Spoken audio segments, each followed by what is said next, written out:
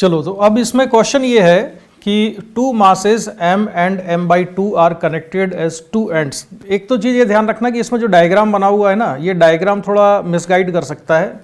ये जो वायर है जिससे कि इसको लटकाया गया है ना, ये उसके सेंटर में नहीं है रॉड के। अगर लैंग्वेज पढ़ोगी तो उसमें समझ में आ जाएगा कि ये सेंटर में नहीं है। तो to masses m and m/2, तो एक मास है इसमें m और दूसरा मास है m/2, और इनको एक रॉड से कनेक्ट कर दिया है। तो हम भी एक रॉड लगा देते हैं यहाँ पर, ये है रॉड। ठीक, अच्छा, अब the rod is suspended bye a thin wire of torsional constant k at the centre of mass of the rod mass system. तो देखो, रॉड में तो मास है नहीं, रॉड तो मासलेस है। तो ये जो m और m/2 है, इनका सेंटर ऑफ मास चाहिए। वैसे मैंने थोड़ा m और m/2 की पोजीशन डायग्राम में जो दिया है उससे अलग बना लिया है, मैं कर देता हूँ डायग्राम जैसा। अच्छा, मेरे को बताते जाना अगर तुम लोगों को समझ में ना आए तो। वेट मत करना, मतलब वन वे ट्रैफिक नहीं चलना चाहिए, बात करते रहना, मेरे से डिस्कस करते रहना। तो m/2 और m ये है। अब जो वायर सस्पेंडेड, वायर जिससे सस्पेंड किया गया ना, that wire is connected at the centre of mass of this system. तो इसका सेंटर ऑफ मास कितनी डिस्टेंस पर होगा? इसकी टोटल लेंथ कितनी है? L के बराबर है। This distance is L। हमको पता करना है कि सेंटर ऑफ मास कहाँ पर है। तो सेंटर ऑफ मास निकालने के लिए m/2 को मैं क्या ले लेता हूँ? सेंटर ऑफ मास निकालने के लिए, हाँ, ऑरिजिन ले लिया मैंने m/2 पर, मतलब मैं ये कोऑर्डिनेट सिस्टम फॉलो कर लेता हूँ। ये x और ये y, सॉरी वो x ऊपर वाला और ये ऊपर वाला y और ये x। तो xcm कितना आएगा? इसको हम लिखेंगे m/2 इंटू 0। m/2 का x कोऑर्डिनेट 0 हो गया, plus m into l divided by m/2। तो xcm कितना आया? xcm आएगा कितना बोलो? 2l/3। तो ये आया 2l/3 के बराबर आ गया। दिख गया? मैं साइड हो जाता हूँ जरा, ओवरलैप हो गया इसमें।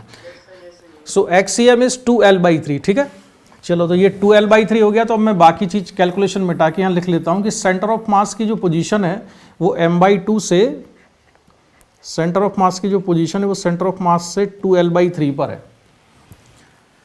तो यहां से 2l/3, तो मैं मान लेता हूं कि ये जो डिस्टेंस है,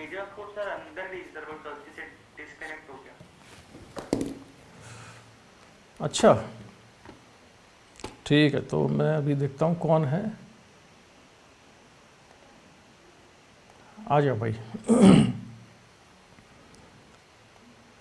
तेजस आ गए वापस?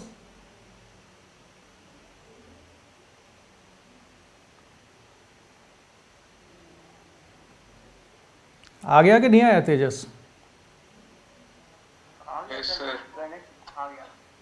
अच्छा ठीक है, तो इसका जो सेंटर ऑफ मास आया वो सेंटर ऑफ मास हमने निकाल लिया at a distance of 2l/3 from m/2। तो m/2 से 2l/3 पर है। तो m से कितनी डिस्टेंस हुई है? l/3। ठीक है, l से m से डिस्टेंस हो गई है l/3। ठीक है, अब यहां पर वायर लगाया गया है जिससे कि इसको लटकाते हैं सिस्टम को। तो मैं यहां वायर जोड़ता हूं, ये वायर जोड़ दिया गया है यहां, इससे लटकाया गया है इसको। ठीक है, अच्छा, अब ये और बताओ कि जो पेंडुलम होता है, कौन सा वाला पेंडुलम? एक तो होता है जिसमें ऑसिलेशन कैसे होते हैं?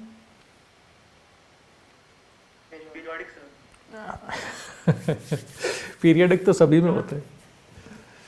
एक होता है एंगुलर एसएचएम और एक होता है लीनियर एसएचएम। तो लीनियर एसएचएम वाला जो केस होता है, स्प्रिंग ब्लॉक सिस्टम वगैरह, वो तो हम पढ़ चुके हैं।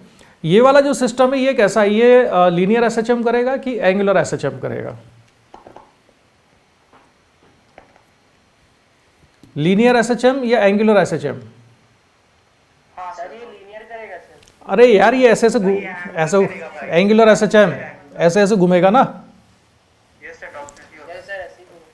अगर एंगुलर एसएचएम करेगा तो एंगुलर एसएचएम की मुझे जनरल इक्वेशन तो बताओ क्या होती है? General equation of angular SHM. नहीं, इक्वेशन पूछ रहा हूं मैं। इक्वेशन होती है theta equals to theta naught sine omega T plus phi, या फाई नॉट लिख देते हैं, जिसमें थीटा है उसका किसी टाइम टी पर एंगुलर डिस्प्लेसमेंट, थीटा नॉट है maximum angular displacement. Maximum angular displacement का मतलब होता है this is the angular amplitude, and what is omega in this expression? What is yes, very good, this is not angular velocity, this is angular frequency.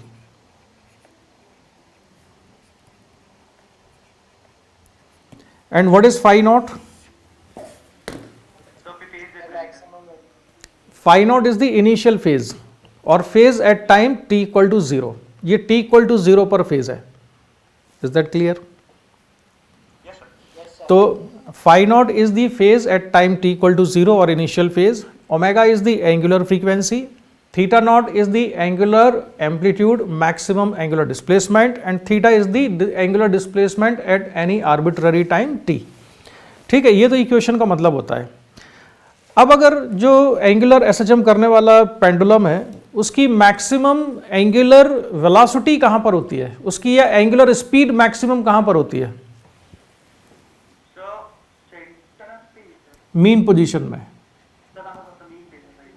Maximum angular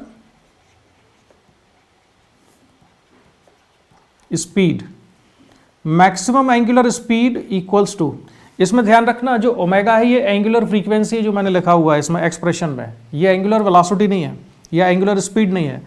angular speed maximum होती है omega into theta naught के बराबर, जिसमें omega क्या है, ये angular frequency है। ठीक है, ये एंगुलर फ्रीक्वेंसी है, समझ रहे हो इतना? सर एक बात बोलनी थी सर। एक बात बोलो यार। सर तो जो अपन सर एंगुलर में सर तो जो अपन लीनियर में से करते हैं सर कि अब सर लीनियर में sir maximum velocity omega A होती है, तो सर अपन सर बस यहाँ पे सर एंगुलर में अपन हर जगह एम्पलीट्यूड की जगह सर बस थीटा नॉट लिख रहे हैं ना। हाँ देखो, उसमें भी ओमेगा ए जब करते हो ना तो उसमें ओमेगा ए क्या होता है, ओमेगा एंगुलर फ्रीक्वेंसी होती है उसमें भी, यहाँ पर भी ओमेगा एंगुलर फ्रीक्वेंसी है। लेकिन जब उसमें तुम लीनियर एसएचएम में ओमेगा ए करते हो तो ओमेगा ए करने से मैक्सिमम लीनियर स्पीड निकलती है, v निकलता है वो v, जिससे v से रिप्रेजेंट करते हैं।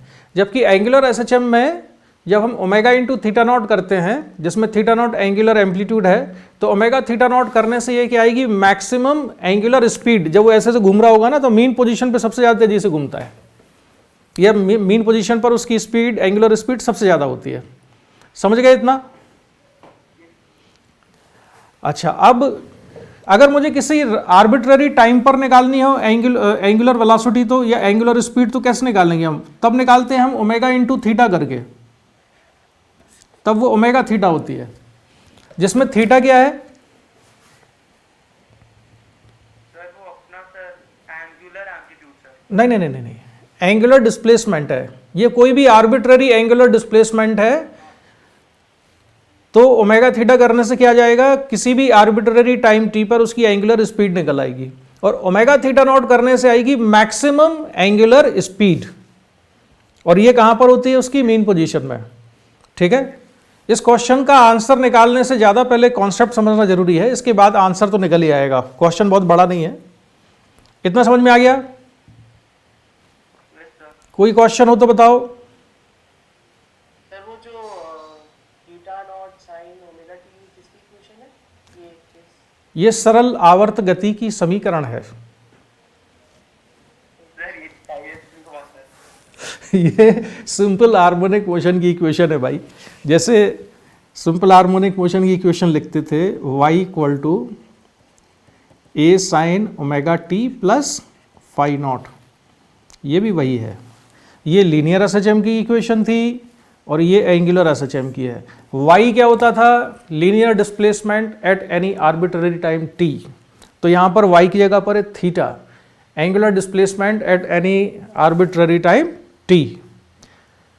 Phi naught angular sorry phi naught is the initial phase, that is phase at time T equal to 0, और ओमेगा होता है एंगुलर फ्रीक्वेंसी। जैसे स्प्रिंग ब्लॉक सिस्टम के लिए ओमेगा कितना आता था, √k/m। Yes sir. क्लियर हो गया, ये इक्वेशन समझ में आ गई? अच्छा, तो अभी इतनी कहानी हुई। अब देखो जो सिंपल हार्मोनिक मोशन की इक्वेशन होती है इस तरह की पेंडुलम के लिए, कौन सा पेंडुलम है? सर ये एक्चुअली सर फिजिकल भी है, ना नहीं, टॉर्शनल पेंडुलम, टॉर्शनल। जब किसी वायर से लटका दिया जाता है तो वायर में क्या होता है, ट्विस्ट हो जाता है ना, उस ट्विस्ट की वजह से फिर वो ऑसिलेट करता है, ये टॉर्शनल पेंडुलम कहलाता है। ठीक है। अब टॉर्शनल पेंडुलम में जो रेस्टोरिंग टॉर्क होता है, वो restoring torque is proportional to angular displacement theta, और वो ऑलरेडी क्वेश्चन में गिवन है। ये torque equals to k theta, तुम देख रहे हो ना, ठीक है। सो मैं यहां पर लिख सकता हूं torque equals to k theta, और टॉर्क को क्या लिख सकते हैं हम, I अल्फा, जिसमें I क्या होता है, करंट होता है। नहीं सर, मोमेंट ऑफ इनर्शिया। हाँ, मोमेंट ऑफ इनर्शिया, तो अल्फा इक्वल्स टू आएगा k/i इंटू थीटा। अब ये बताओ कि जो थीटा का कॉफिशिएंट है k/i, ये किसके बराबर होता है? सर ये होता है ओमेगा के बराबर। तुम लगभग सही हो, स्क्वायर के बराबर। ये ओमेगा स्क्वायर के बराबर होता है। तो ओमेगा कितना हो जाएगा, √k/i, जिसमें ओमेगा क्या चीज है, एंगुलर फ्रीक्वेंसी सर। हाँ ये एंगुलर फ्रीक्वेंसी है, याद रखना, ये एंगुलर वेलोसिटी नहीं है। तो ये इतना, अभी तो कॉन्सेप्ट वाली बात चल रही है, ये ओमेगा की वैल्यू इतनी है। अब अगर मुझे मैक्सिमम एंगुलर वेलोसिटी चाहिए इसकी मीन पोजीशन में, ठीक है, पेज चेंज कर लेता हूं।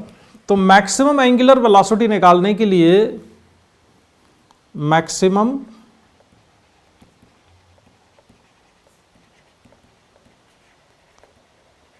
Angular speed, maximum angular speed कितनी होगी, ओमेगा इंटू थीटा नॉट, और ओमेगा कितना निकाल लिया है हमने, अंडर रूट कितना है, k/i इंटू थीटा नॉट। ये इक्वेशन नंबर में 1 लिख लेता हूं। अब मेरा काम है एक मोमेंट ऑफ इनर्शिया निकालना। ये मोमेंट ऑफ इनर्शिया किसके अबाउट निकालेंगे हम, सेंटर ऑफ मास।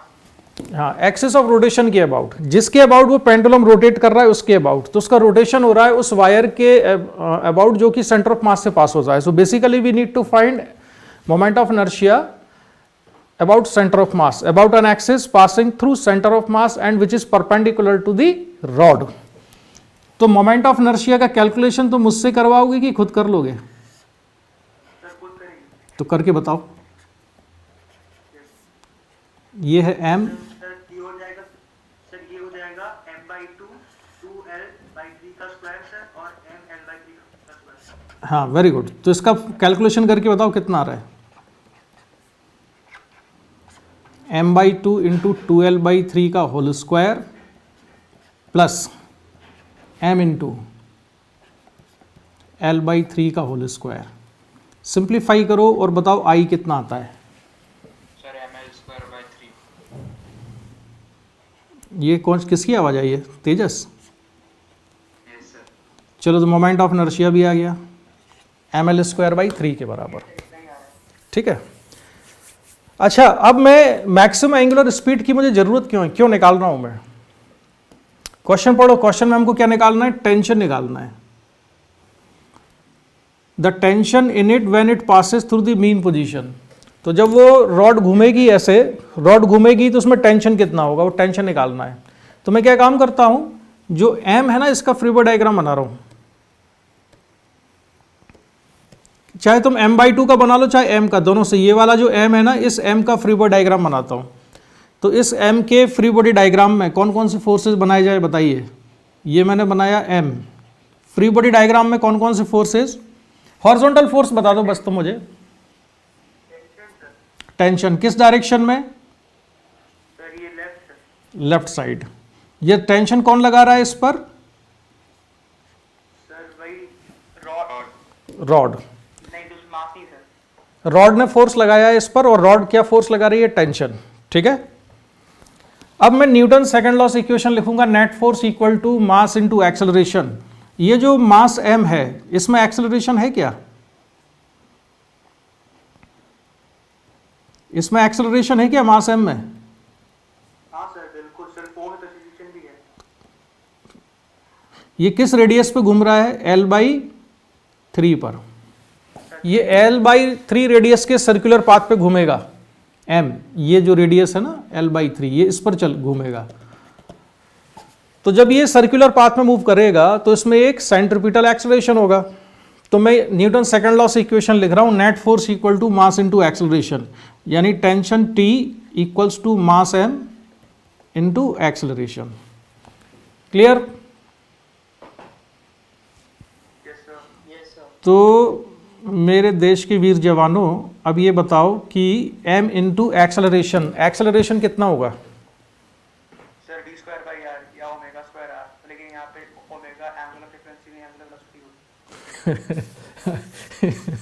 तुमने ऐसा लगा जैसे किसी ने बटन दबाया हो, जो जो तुम्हें बोलना था हमने बोल दिया। Sir d²/r। देख, एंगुलर स्पीड हम निकाल चुके हैं ना, m इंटू एंगुलर स्पीड का स्क्वायर इंटू रेडियस। ओवरलैप हो गया, मैं थोड़ा साइड हो जाता हूं। एंगुलर स्पीड का स्क्वायर इंटू कितना, रेडियस। सर रेडियस रेडियस कितनी है, सर l/3। l/3। तो टेंशन T,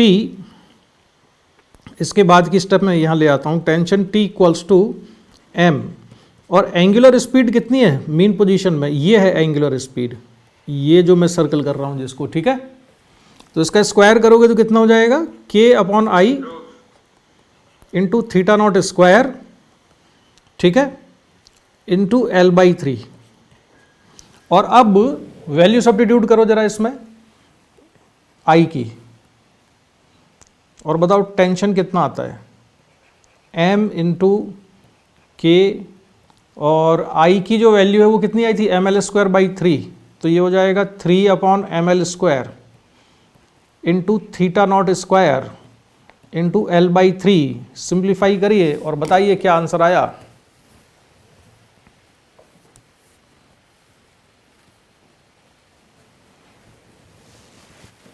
जब तक तुम कैलकुलेशन करो जरा मैं पानी पीता हूं।